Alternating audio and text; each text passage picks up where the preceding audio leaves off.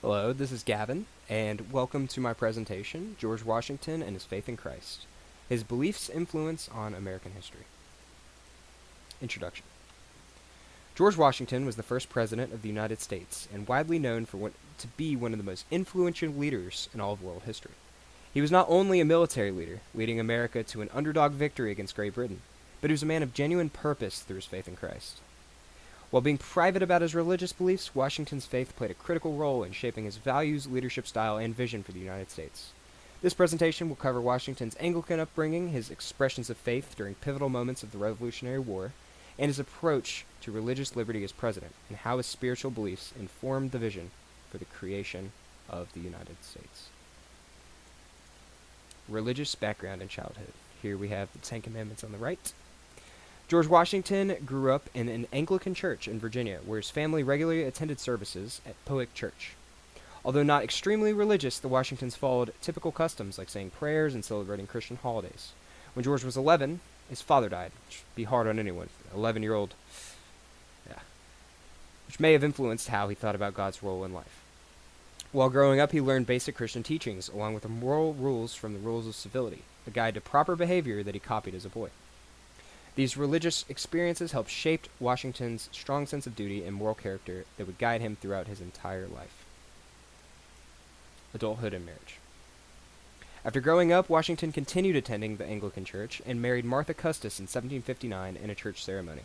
While not overly religious in public, he took on practical church responsibilities as a vestryman at Powick Church and later Christ Church in Alexandria, helping manage church properties and business. Martha was known for her devotion to daily prayers and Bible reading. The couple often attended church together, and Washington respected Martha's religious practices, further reinforcing religious role in their household and in their marriage. At home in Mount Vernon, the Washingtons said prayers and grace at meals, with Martha being openly religious more so than George was.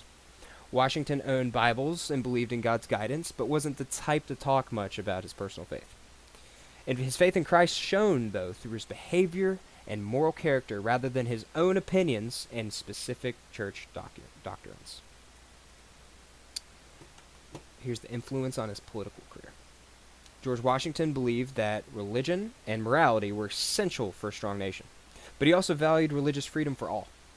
He often spoke about the divine providence, which is basically God's plan, believing that a higher power guided his life and the country's future.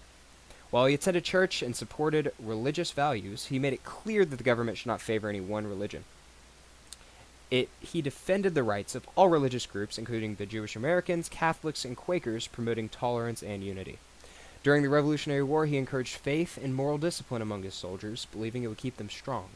His leadership set the foundation for America's commitment to religious freedom, proving that a leader could be guided by faith while respecting the beliefs of others.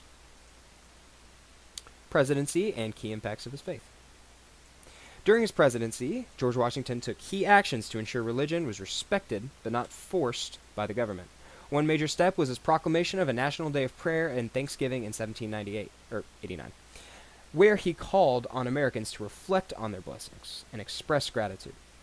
Washington also set an example by showing that religion could inspire moral leadership without interfering in politics.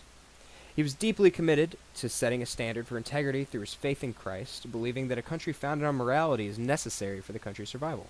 This implies the rights that people come from God, not from any government authority, or for anything on earth. It's set there by God. In his farewell address, he reinforced this by stating that a nation's success depended on its people upholding these moral values, which included faith and personal responsibility.